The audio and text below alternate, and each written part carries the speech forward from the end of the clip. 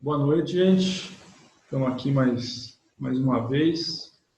Nós decidimos fazer essa videoconferência com o intuito de atualizar aí o protocolo, tá?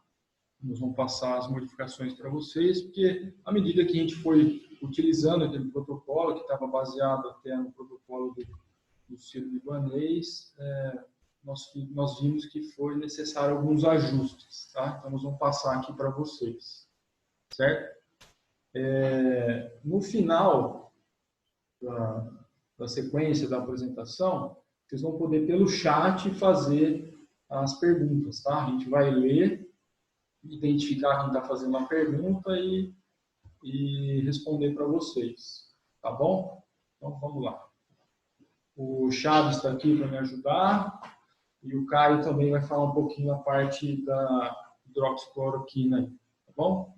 Então, vamos lá. Pode passar o próximo para a gente.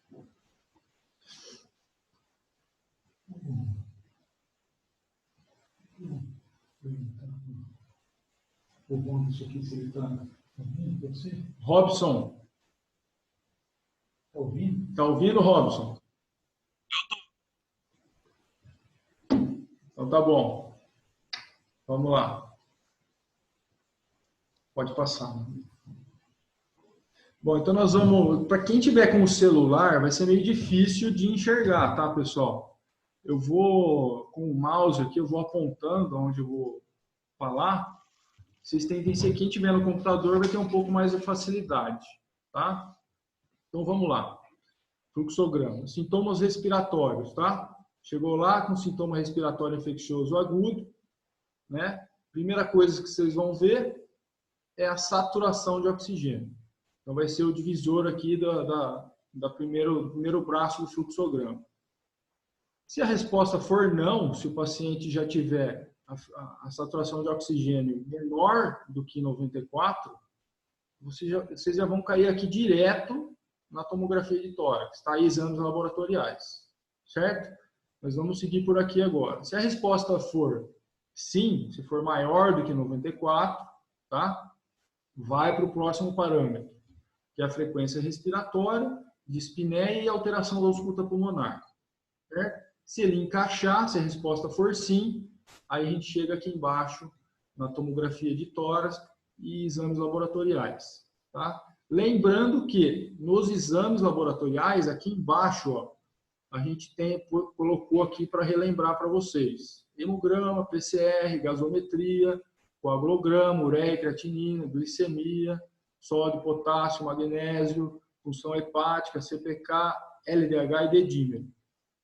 Esses exames você não precisa ficar lembrando a todo momento. Tem um kit de exames lá na tela de atendimento que daqui a pouco eu vou mostrar para vocês, vou relembrar para vocês onde que fica. Está escrito lá, kit COVID, na hora que você abre os exames, tá? É só clicar em cima que já vai aparecer essa sequência de exames que já está gravada no sistema, certo? Então, tomografia de tórax. Fez os exames.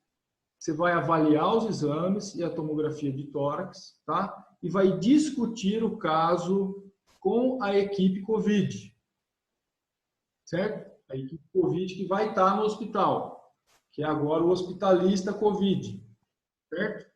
Tem que discutir os exames com ele e ver a indicação ou não de internação, certo? Se indicar a internação, aí sim vai dar sequência nos outros exames que a gente já estava colhendo antes no pronto-socorro, certo?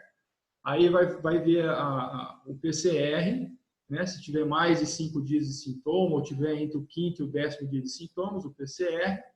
Teste rápido do anticorpo só após o 8º dia de sintomas, certo? Não adianta coletar antes. E o teste rápido para influenza também, só nesse momento aqui, certo? Então essa foi uma modificação importante aqui do fluxograma. E aí depois de avaliar isso daqui, decidir se vai para a enfermaria ou se vai para a UTI, tá?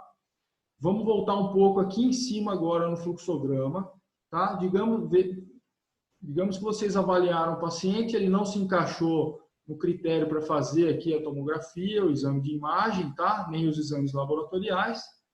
Esse paciente aqui, ele vai se dividir em dois, tá?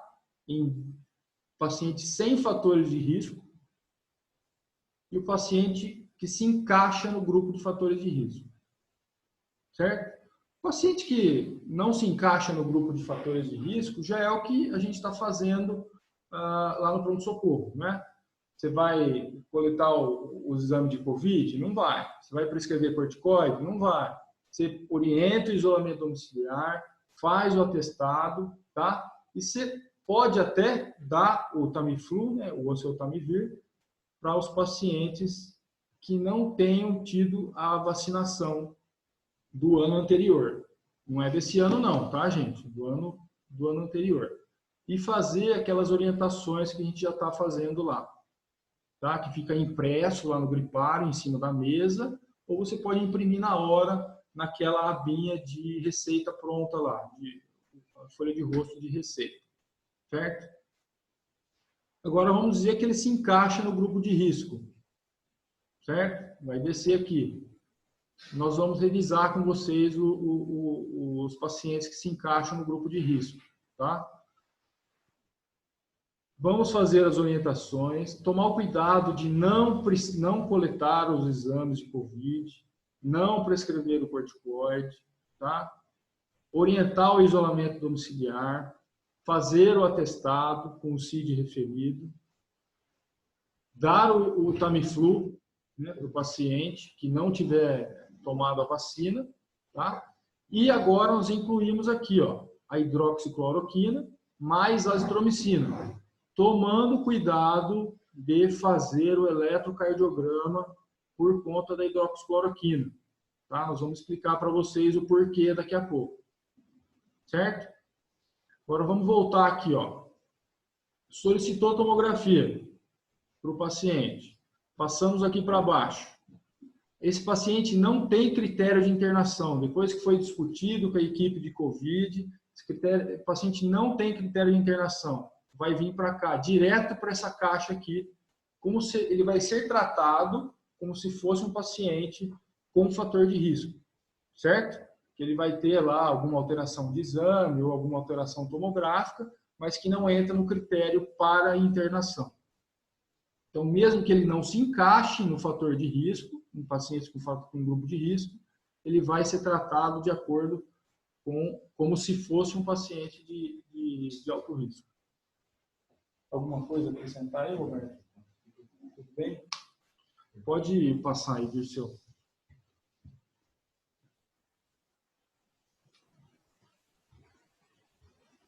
Então, vamos lá. Dá o mouse aqui para mim, Dirceu. Só para lembrar vocês, gente, na tela de atendimento, a hora que aparecer essa tela lá para a gente, na hora da anamnese, temos aqui, ó, o questionário COVID. Clicou em cima dele, clicou em cima dele, vai aparecer essa tela. O que renovou nessa tela aqui? Aqui, ó, nós incluímos a anosmia, tá? Que não tinha antes, aqui nos sinais e sintomas. Então, lembra, é só fazer um clique em cima que ele já vai aparecer automaticamente lá no HMA, certo? Incluímos aqui embaixo, para ficar registrado no prontuário do pronto-socorro, o paciente que tiver critério para entrar no grupo de risco. A mesma coisa, é só clicar em cima ali do retângulo que vai aparecer no HMA, certo? Tem ali maior de 60 anos, pessoas institucionalizadas, doença crônica pulmonar, está tudo escritinho ali. Se ele tiver apenas desses critérios, ele já se encaixa no paciente de alto risco.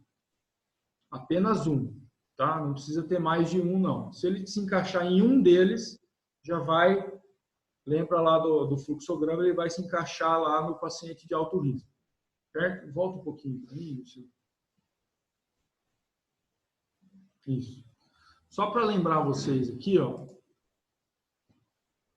quando vocês forem imprimir a receita, né, a receita de Covid, Só para lembrar vocês, espera aí que o mouse não está... Aí. Não foi aqui.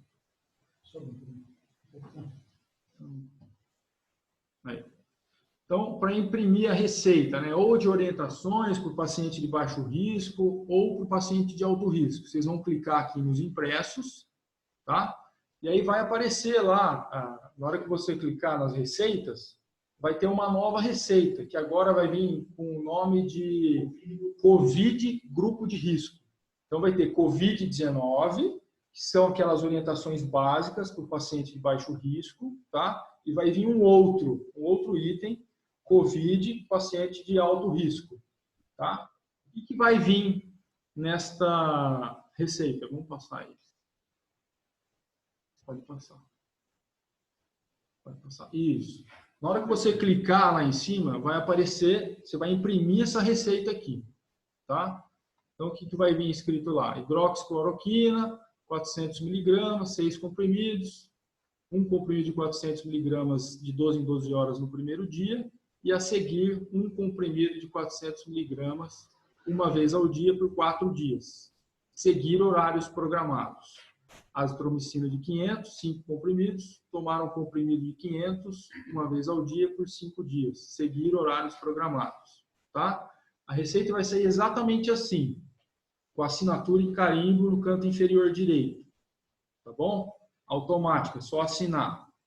Aqui, ó, nesse quadro aqui de baixo, tá? Como que vai ser? O medicamento vai ser fornecido pelo hospital.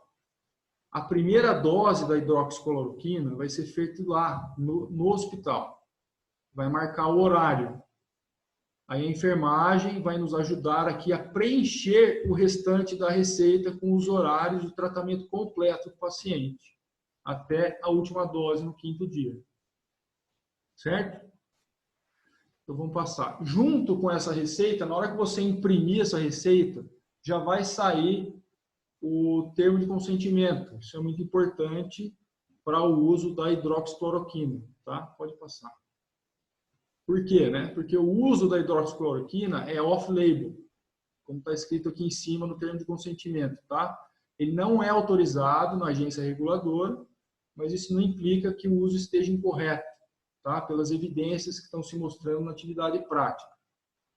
Veja bem, gente, isso aqui vai ser oferecido para o paciente, não vai ser imposto para o paciente.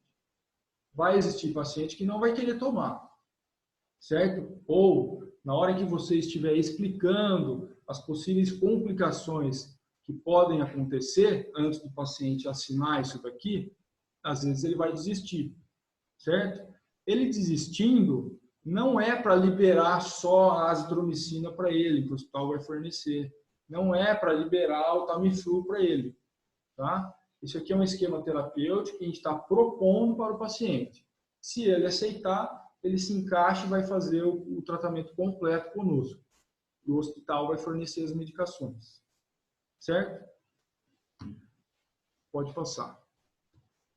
Esse aqui, ó, é como vai vir da farmácia se o paciente aceitar, tá? Então, essa primeira aqui é a hidroxicloroquina com azitromicina. Essa primeira parte aqui, ó, que vai destacar, é o comprimido que o paciente vai tomar logo na hora que tiver, antes de ir embora do hospital. Ele já toma o primeiro comprimido de hidroxicloroquina e o restante ele vai seguir lá as orientações da enfermeira com os horários. Certo? Vai estar aqui, ó, segunda dose, terceira dose, quarta, tudo organizadinho. E aqui o Tamiflu. Se por acaso o paciente se encaixar, se ele for um paciente que não for vacinado, ele vai levar o Tamiflu também. Certo? Pode passar. Agora o Caio vai falar algumas coisas aqui da hidroxicloroquina.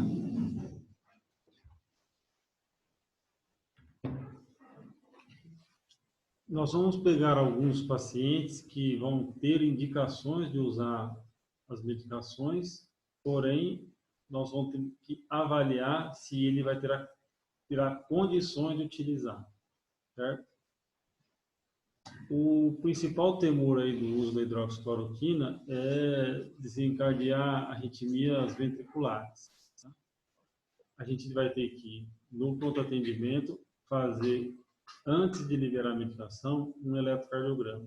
Isso é mandatório, tá? Não pode liberar de forma nenhuma uma medicação sem ter um eletrocardiograma avaliado, as medicações que o paciente utiliza, tem que ter, saber se o paciente não souber, o acompanhante tem que saber, ou tem que trazer as medicações. Não podemos liberar sem saber o que esse paciente já faz uso de medicação. Tá? Alguns já usam antiarrítmicos, medicações psicotrópicas estão muito envolvidas também no prolongamento do intervalo. O valor de normalidade difere do homem para a mulher. No homem, o normal é abaixo de 440 milissegundos e na mulher, abaixo de 460. O nosso eletrocardiograma do PA, assim como o do posto clínico 2, onde estão ficando internados os pacientes, ele dá para a gente o cálculo do intervalo QT corrigido. Porém, ele pega uma média dos complexos. Então, a gente não pode, se tiver alguma interferência, a gente não pode confiar só nesse cálculo que o aparelho nos dá. Nós vamos ter que calcular. Certo? Vai estar disponível, tanto no PA como no posto clínico, uma cartilha de como deve ser calculado o intervalo QT. As calculadoras, hoje em dia, todo mundo usa celular, e a calculadora também tem como auxiliar nesse cálculo. Certo? Feito o cálculo, a gente tem aqui, ó, na avaliação inicial, o mouse não está funcionando aqui. Então, no eletrocardiograma de 12 derivações, se ele tiver o intervalo QT corrigido, o QT sempre tem que estar corrigido pela frequência cardíaca. A gente não pode ver só o intervalo QT, certo? Tem que corrigir pela frequência cardíaca, isso pode dar diferença. Se tiver menor que 400 milissegundos, a gente já está apto a liberar a medicação para o paciente. Entre 400 e 470 milissegundos, cautela no uso ou somente em regime hospitalar. Entre 470 e 500, evitar o uso ou somente em regime hospitalar. E se tiver maior que 500 milissegundos, evitar o uso, mas a gente vai ter que avaliar o quadro clínico do paciente. Com certeza, esses dois pacientes aqui ficarão internados para utilizar a medicação. Tá? Pode passar aqui. Aqui são alguns fatores de risco para arritmia ventricular no tratamento da hidroxicloroquina e da azitromicina. A azitromicina por si só já tem esse potencial de aumento do intervalo QT. Agora, associado com a hidroxicloroquina, essa chance aumenta. Por isso, todo o cuidado que a gente tem que ter. Quais são os fatores de risco? Idade maior que 60 anos, sexo feminino, uso de diurético de alça, um potássio menor que 3,5, um intervalo QT maior ou igual a 450, infarto agudo do miocárdio, duas ou mais drogas que prolongam o intervalo QT, sepse, insuficiência cardíaca, uma droga que possa prolongar o intervalo QT. Então, isso aqui a gente vai, de acordo com o achado de algum desses fatores do paciente, depois a gente vai ter o baixo risco, moderado risco e o alto risco de desenvolver aí o prolongamento do intervalo QT. Pode passar. Tá. Deixa eu falar assim. Então, assim, vai ter uma cartilha no PA com uma relação das medicações que tem um risco aumentado, que tem um risco moderado, que tem um baixo risco de interagir com a hidroxicloroquina e com a azitromicina, que podem contraindicar ou manter um regime de internação para o paciente poder utilizar a medicação, ou se ele não tem risco e dá para prescrever com tranquilidade isso aí, certo? Qualquer dúvida que houver quanto a fazer o cálculo, o pessoal da UTI está habilitado para calcular, para ajudar. O pessoal que vai ficar do hospitalista Covid também tem condição de calcular junto com quem tiver dúvida e até ensinar aí para futuros cálculos serem feitos. Tem uma coisa que a gente precisa colocar lá no paciente de alto risco, lá no HMA, que eu esqueci de falar, gestante. Precisa colocar mais um item lá de gestante. Eu não sei se, eu acho que eu não vi esse item lá, mas acrescentar, tá? E depois a gente acrescenta. Vão surgir, gente, conflitos de ordem prática no pronto-socorro, em virtude de que os exames já estão sendo feitos em regime particular. Então, nesse fim de semana, o Roberto Chaves, inclusive, estava lá com a gente no pronto atendimento e uma pessoa já com o exame positivo querendo fazer a tomografia. Tá? Então é o seguinte, vai já ter uma circular que vai ser enviada para todos os cooperados, para todo mundo saber. O quê? Que se o paciente for para o hospital, ele vai ter que passar pelo fluxograma. Ele vai ser atendido de acordo com o fluxograma. Se tiver um cooperado que quiser pedir a tomografia para o paciente, ele pode pedir, mas ele vai ter que seguir, ele vai ter que ver o paciente depois. Certo? Se ele vier com o pedido para fazer, ele vai fazer externo e vai voltar com o médico cooperado para ser visto.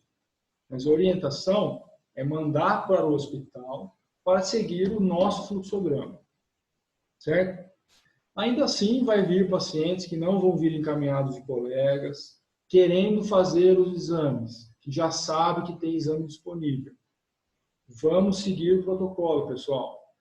O que a gente está cobrando em vocês agora, vocês têm que ter a postura técnica. Vocês são a linha de frente técnica, certo? Vocês vão ter que se impor no pronto-socorro. Vocês têm qualificação técnica para isso, certo? O protocolo é esse e temos que seguir o protocolo para minimizar os erros e otimizar o tratamento do paciente da melhor forma possível para a nossa instituição, certo?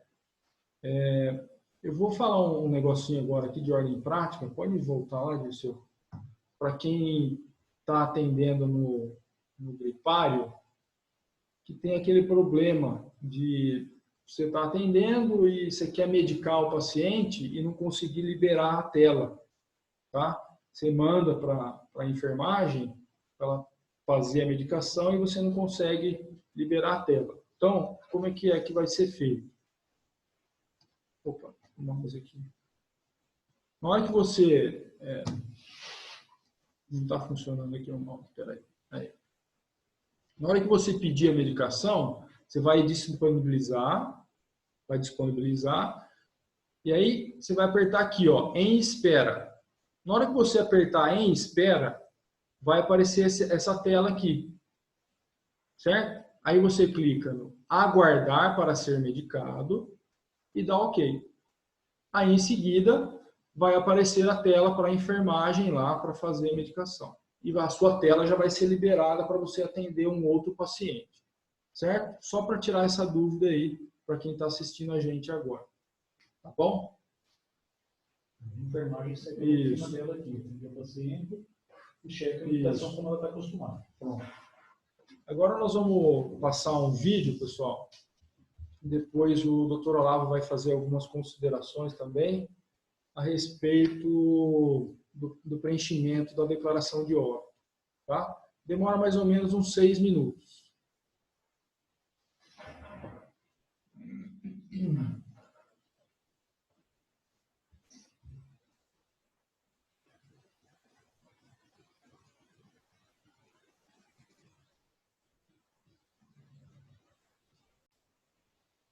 Olá, amigos. Para quem não me conhece, eu sou Edmilson Barros, médico com várias especialidades, advogado com várias especialidades, dentre elas a especialidade de Direito Médico e Direito da Saúde, autor de vários livros na área, além de atuação nacional, sempre em defesa de profissionais da saúde. Qual é o motivo por que eu estou gravando esse pequeno vídeo para os senhores? Porque de ontem para hoje eu tenho recebido uma enorme quantidade de perguntas acerca de um questionamento que está sendo feito em mídias sociais, que está sendo feito em WhatsApp. O que seria? É o problema, é o risco de indenização dos profissionais médicos ao emitir a declaração de óbito. Porque, segundo constam, em alguns estados, o próprio governo está obrigando os médicos a darem atestado médico como coronavírus, seja para fins estatísticos, seja para inchar a estatística, para justificar a quarentena, enfim. Então, o que pode acontecer se o médico ceder a essas solicitações e, em casos não confirmados, colocar o diagnóstico de morte como Covid-19? Alguns aspectos são importantes de serem mencionados antes de qualquer coisa. Qual é o principal motivo desse questionamento? É porque algumas pessoas possuem seguro de vida e seguro prestamista. Seguro de vida não tem o que dizer, e o seguro prestamista é quando você paga um determinado seguro para quando você vier a falecer, aquela seguradora vai quitar todas as suas dívidas e financiamentos. Só que, de regra, as seguradoras excluem o pagamento do tanto seguro de vida quanto ao seguro de prestamista em casos de pandemia como a que ora vivemos. Então, surge aquele problema, sem haver confirmação de Covid-19. Eu devo colocar o CID de Covid-19 B34.2 na declaração de óbito? É importante que a gente saiba que o médico tem a sua autonomia médica e ele não deve ceder a quem quer que seja. O médico tem o dever da verdade, ele deve registrar e informar a verdade documentalmente comprovada.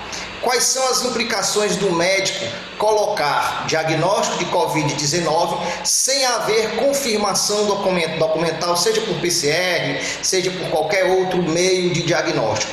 Primeiro, em alguns municípios está havendo problema de velórios. Pacientes com Covid, com suspeito de Covid, eles não têm direito a velório, sai direto do hospital para a cova. E quando não é Covid, o paciente, aquele que faleceu, vai ter direito ao velório, seus familiares vão ter direito de velar aquele corpo, ainda que seja um mini velório, com tempo bastante reduzido, com a quantidade de pessoas reduzidas presentes naquele recinto, mas sim, em alguns municípios, esse velório, quando não é Covid nem suspeita de Covid, esse velório, esse mini velório, ele é permitido. Então, se você colocar Covid sem ter essa comprovação documental, você vai privar a família de fazer aquele mini velório. Um outro ponto importante, se você colocar Covid sem comprovação documental, a seguradora pode se recusar a pagar aquele seguro, tanto seguro de vida quanto ao seguro de prestamista aos familiares de quem faleceu, porque você colocou sem ter confirmação o diagnóstico Covid-19. O que é que vai acontecer? Em saindo o resultado posteriormente e não sendo Covid-19, o médico sim pode se arriscar a ser processado pela família e a pagar o que o seguro iria pagar para aquela família. Então é um risco muito alto e é um risco real. Além do profissional da saúde estar exposto à sua pessoa, aos seus familiares, ele também está expondo o seu patrimônio, se ele não tiver cuidado e ceder às pressões. Qual é a orientação que a gente dá? Bom, registre e documente tudo, documente a verdade. A verdade é tudo aquilo que está no prontuário, documentalmente comprovado. Jamais ceda pressão para preencher a declaração de óbito como Covid-19, independente que fim for. Respeite e exija respeito à sua autonomia médica. Então, que situações nós temos em relação ao Covid-19? Se houver óbito, com confirmação documental, com confirmação laboratorial de Covid-19, é obrigatório que você conste na declaração de óbito o código B34.2. No entanto, se o óbito for suspeito, mas não houver confirmação documental, laboratorial, de Covid-19, ou seja, ainda estiver em investigação, aguardando o resultado de exames, você deve fazer constar na declaração de óbito o código U04.9, que é a chamada Síndrome de Angústia Respiratória do Aguda Grave, ou SARS. Ou, se o paciente não tivesse essa síndrome de angústia respiratória, você coloque morte a esclarecer, tracinho, aguarda exames e coloque o código R99. Importante, não se arrisque pessoalmente sem EPI, não se arrisque patrimonialmente sem haver confirmação documental de que aquele caso é sim Covid-19, para que você possa fazer constar aquilo no prontuário e na declaração de óbito. Divulguem isso a todos os nossos colegas médicos e estamos à disposição para qualquer dúvida em nossos telefones e por nosso e-mail. Grande abraço a todos e vamos em frente enfrentar essa pandemia. Grande abraço.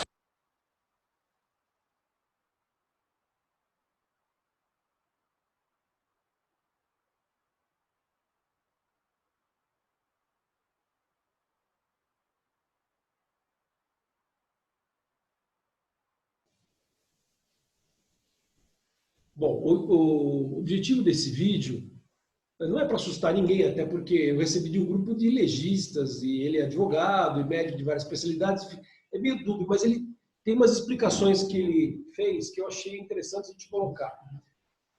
Ninguém gosta de preencher atestado de óbito, tá? Isso a gente manda ver, a gente faz revisão do prontuário, revisão de óbito, e a gente vê muito problema nos preenchimentos, uma coisa que a gente sempre bate nas reuniões, tenta discutir sobre esse assunto. E agora, por causa do Covid, a coisa está muito mais complicada, tá certo? Então, veja, a declaração de óbito aqui, provavelmente, quem vai preencher, na maioria das vezes, vai ser o médico da UTI ou internista, provavelmente. Mas já aconteceu, e vocês vão participar disso também, de eventualmente ter que fazer a declaração de óbito, tá? Aí pode recorrer aos colegas que estão trabalhando junto. Por exemplo, quem trabalha no SAMU sabe que o SAMU não dá declaração de óbito. Por uma norma agora do governo do estado, o SAMU vai dar declaração de óbito nos casos suspeitos de Covid, para evitar esse transporte de corpo de um pronto-socorro para outro até achar alguém que queira dar o atestado. Os corpos não vão para serviço de verificação de óbito, não existe essa possibilidade, até porque o claro nem tem. Mas nos lugares onde tem também não vão. Então, o atestado, a declaração de óbito, se eventualmente quer com vocês é como fazer.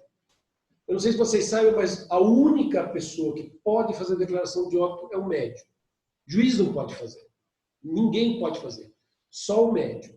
Então, você tem que ver isso, você tem que ter visto o corpo, visto a pessoa, ver o histórico, tudo o que aconteceu, dependendo de como a pessoa chegou lá para vocês, por exemplo, no pronto-socorro. Se tem o diagnóstico, isso tem que estar anotado em prontuário. Isso é uma coisa que a gente vai ter que ter uma preocupação a mais. Por exemplo, acontece, alguns colegas preenchem atestado de óbito, aqueles pacientes idosos que ficam muito tempo internados, coloca lá, falência de múltiplos órgãos, uma coisa muito genérica que não pode. Se vocês forem olhar o manual para preenchimento de atestado de óbito do Conselho Regional de Medicina, não se deve colocar, apesar de ele ficar extremamente tentado, ninguém morre de falência de múltiplos órgãos. Ele morre por causa de outra coisa. Falência é só mais um acontecimento que teve ali. A gente tem que ser bem mais específico. Tem que lembrar que isso é para fins de estatística. Tá? Então, aqueles casos que eventualmente vocês tiverem que preencher. É o caso de todo mundo já sabia. Nosso hospital é enorme, a gente vai saber os casos vão estar bem documentados. Então, eu peço que vocês tomem atenção. Não precisa ficar enchendo de detalhes. Tem a folha, tirou uma cópia da folha? Não tem. Mas quem já viu o atestado tem duas partes, a parte principal e uma parte embaixo. Essa parte principal, por incrível que pareça, você começa a preencher de baixo para cima. Então, num caso clássico de Covid, tem diagnóstico laboratorial de Covid. Vocês vão colocar Covid e depois insuficiência respiratória, SARS, síndrome da angústia respiratória, enfim. Ou só Covid. Isso também pode ser colocado, desde que esteja confirmado laboratorialmente. Agora, uma coisa que eu vejo assim, nas declarações de óbito que a gente revisa, quase ninguém preenche. Na parte de baixo, existem lá outras comorbidades que podem ter contribuído para a morte da pessoa. Eu acho que tem que preencher esse pedaço. Isso vai ser muito importante para o futuro. Então, dá uma olhadinha no prontuário, até porque vai estar, as coisas vão estar mais fáceis. Colocar, nem que seja só senilidade, o diabetes, a hipertensão, uma insuficiência cardíaca, enfim, qualquer outro fator que estiver lá. Então, em princípio, não é para dar problema se seguir a norma. Ele falou de seguro, isso é uma coisa que eventualmente pode acontecer, mas só para o preenchimento que não foi adequado, tá certo? Então, o Covid morreu de Covid. Basicamente é isso, não tem que inventar outras patologias, tá certo? Eu levantei uma dúvida no grupo hoje lá dos legistas que eu participo e ninguém soube responder, muita gente se interessou pelo assunto, muitas pessoas falaram, é uma questão que a gente tem que discutir, e outra de direito médico que eu participo também. Então, imagina que você tem uma pessoa que teve Covid, isso ninguém tem resposta, tá? Só estou colocando os problemas que podem acontecer. A gente estava comentando aqui, imagina que você teve uma pessoa que teve Covid, ela recebeu alta, ficou a quarentena e morreu um mês depois. Vai ter que ter Covid nessa declaração de óbito? Isso nem o governo, ninguém explica se tem que ter. Mas, em tese, é uma coisa que você não pode descartar, pelo menos na parte de baixo do atestado, que são os fatores que contribuíram, entendeu? Então, isso que é importante. A gente está aí para tirar dúvida de quem precisar. Não sei se alguém tem alguma coisa para vocês falar. Bom, então, pessoal, agora a gente vai abrir aí uns 5 minutinhos, abrir o chat para as perguntas de vocês aí, as dúvidas que tiverem. A gente vai identificar. Tem algumas pessoas que aparecem aqui para a gente o apelido, alguma coisa assim. Procurem se identificar na hora de mandar a pergunta, tá bom? A gente vai aguardar aqui uns 5 minutinhos. Se não houver dúvidas, a gente encerra.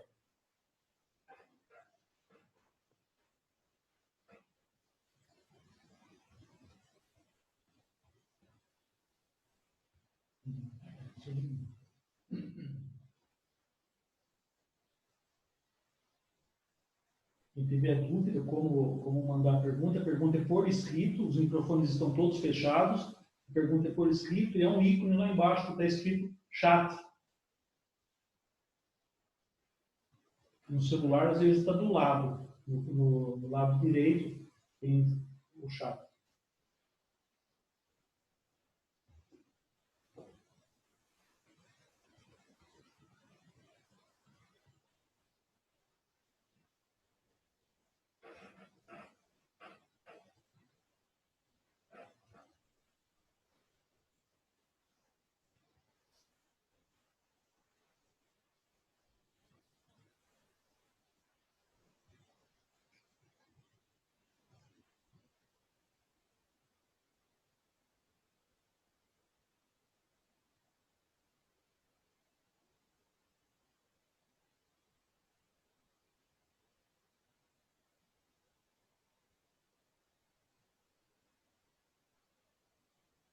Não sei quem perguntou.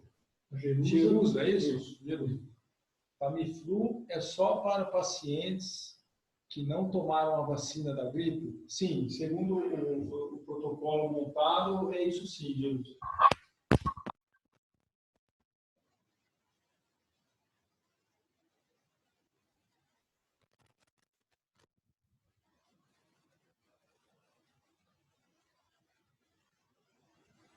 Exatamente, do ano anterior, Jerusa, é isso mesmo. A pessoa não sabe qual pergunta, né? Não, continue a pergunta.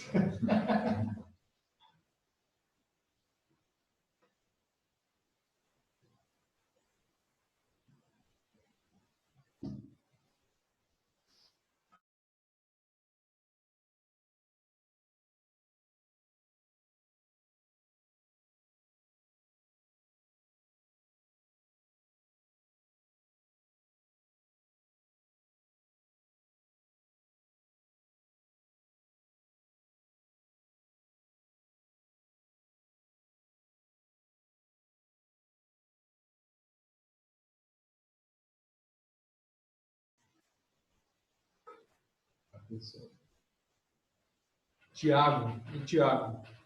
Boa noite. Ainda vai existir aquele acompanhamento pela enfermagem em casa que foi anunciado no protocolo anterior? Se sim, qual a indicação? Vai. Para todo paciente que sair com indicação, o pessoal do home care está se programando, as enfermeiras, fazer um acompanhamento com esses pacientes. Então, eles receberão a indicação, acho que no dia seguinte, no primeiro dia em casa com a medicação, os dias certinho, não lembro, acho que é o primeiro, o terceiro e o quinto de medicação. E também acho que o sétimo também, um dia após, 24 horas após o término da medicação, também eles receberão uma ligação de acompanhamento.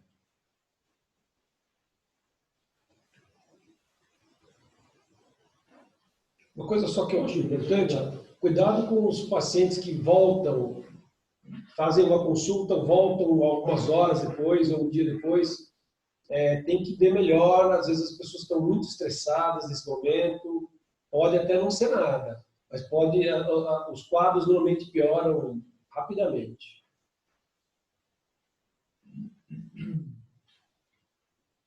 Sempre observar se o paciente, na última semana, quantas vezes ele passou, às vezes passou 2, 3 vezes, né, na semana, então já fica esperto, olhar com um pouquinho mais de cuidado esse paciente que está retornando reincidentemente, né? É importante também que a história seja muito bem colhida, assim como os antecedentes do paciente, e o exame físico seja bem realizado, porque caso esse paciente tenha necessidade de internação, evitar que o colega hospitalista tenha que entrar no box para fazer a avaliação dele. É uma segunda exposição do médico sem necessidade. Então, bem feito uma vez, se o paciente já vai direto para o quarto, pode ser que ele seja visto apenas no dia seguinte pelo médico. Tá? Então, todo o exame físico e a história ser bem feita já no PA. A enfermagem também. Tudo que ela faz no PA para não precisar ser repetido quando o paciente já está na enfermaria.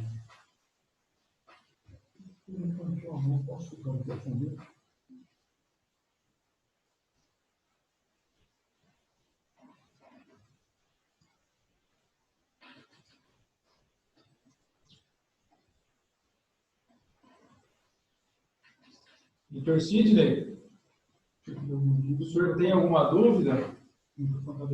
O seu microfone está aberto, o senhor abriu o microfone?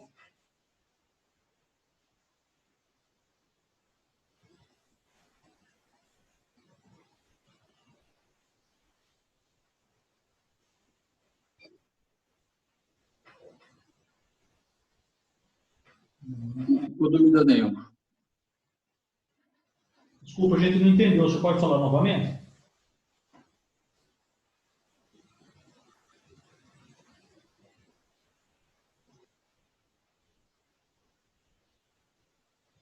Pode repetir, Sidney? Ou senão você pode escrever no chat que a gente lê aqui a sua pergunta.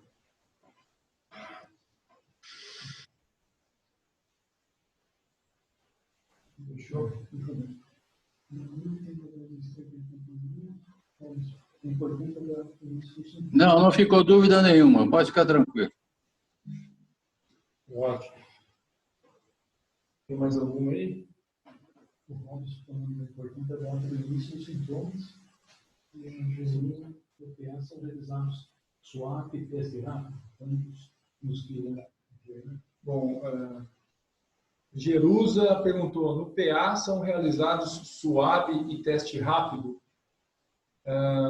nos que irão internar. Isso aí está bem, eu não sei se pegou desde o início lá, Jerusa, a gente mudou um pouquinho isso daí, o SWAB e o teste rápido, né? Mas está bem explicadinho lá no fluxograma. Esses pacientes que vão coletar o exame são os pacientes elegíveis para internação, tá? Não vai coletar mais o SWAB e muito menos o teste rápido de COVID no paciente que que vai ser dado alta para ele no pronto-socorro. Só para os pacientes que vão internar. Lembrando que o teste rápido é a partir do 8º dia do início do sintoma. E o PCR, né, que é o RT-PCR, é do 5º ao 10º dia, do início dos sintomas. Até o Robinson colocou aqui, ó, importante a data do início dos sintomas, só para enfatizar.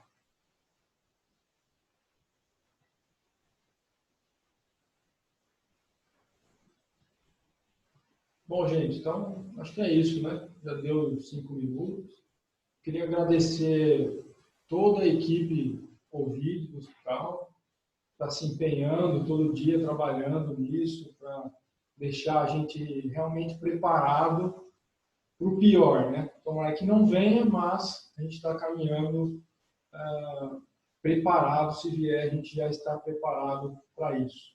Agradecer ao Roberto Chaves, que me ajudou a montar aí o novo fluxograma, junto com a doutora Nani, tá? O doutor Caio.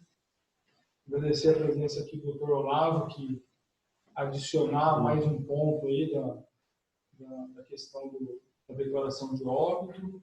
E o mestre Dirceu aí,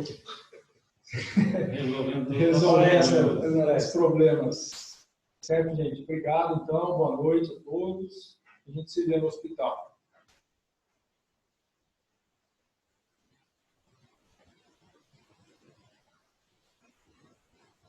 Sem ninguém está entendendo.